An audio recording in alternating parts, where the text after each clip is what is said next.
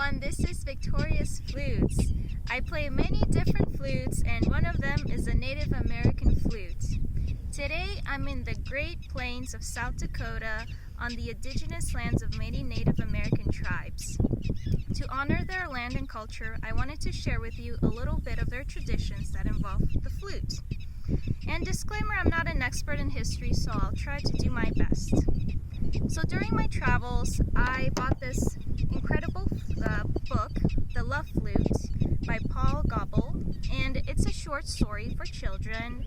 It has beautiful illustrations of different flutes, and it tells a story from the Dakota people of a shy man who was in love with a beautiful woman. He tried to get her attention, but she was a popular girl in the tribe, so many men were already courting her.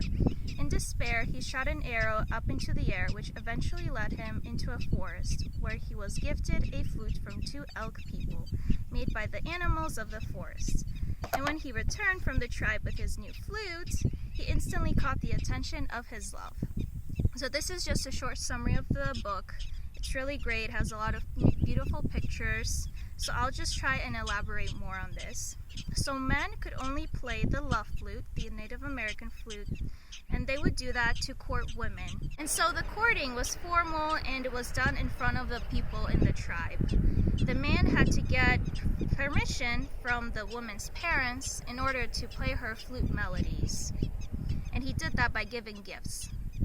So the courting would happen in an evening or at night when a man would play his flute while the girl was at home listening. If the girl was popular in the village, she would hear many different melodies from many men. If the woman liked the man, she would make a special tea, which I have right here. It's really good. I tried it this morning. It's really nice. And so if the woman liked the man, she would make the tea and offer it to the man as a sign of mutual admiration. And in some versions, the woman breaks the flute afterwards as a symbol of loyalty, so the man won't have a chance to play the flute for other women. In other versions, the flute is not destroyed but kept for the men to serenade their wives.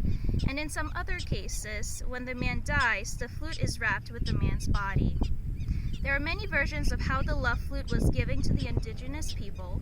Some say the elk people, while others say nature has helped create the flute by having the woodpecker, the bird, peck the holes on a hollow, thin tree that would produce a sound when the wind blew. Women were highly discouraged from playing the flute since it bared the male spirit. Women would have to get permission from their elders to become flute players.